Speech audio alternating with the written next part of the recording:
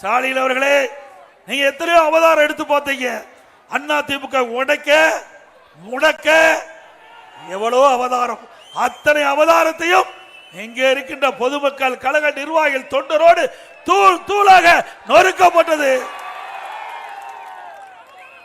நான் ஒரு விவசாயி, இன்றைக்கும் நான் விவசாயம் செய்துட்டு இருக்கிறேன். உங்களை போல் ஒரு விவசாயி இருக்கின்றேன்.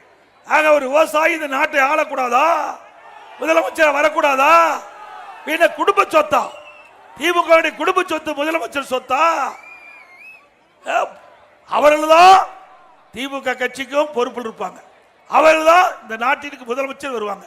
இது என்ன தமிழ்நாடு? என்ன திமுக குடும்பத்துக்கு பட்டா போட்டு கொடுத்திருக்கிறாங்களா? ஏன் இங்க இருக்கிற சுப்பிரமணிய ராமசாமி யாரும் வந்தா ஏத்துக்க மாட்டீங்களா? இந்த மேலையில் இங்க இருக்காங்கல்ல, யார் வேணாலும் முதலமைச்சர் ஆகலாம். அதுதான் அண்ணா திமுக. அதுதான் அண்ணா திமுக. யார் இந்த கட்சிக்கு விசுவாசமாக உழைக்கின்றார்களோ, யார் மக்களுக்கு சேவை செய்கிறார்களோ, அவர்கள் தானாக வளரக்கூடிய ஒரே கட்சி அண்ணா திமுக. உங்களை போல குடும்ப கட்சி கிடையாது திரு ஸ்டாலின் அவர்களே.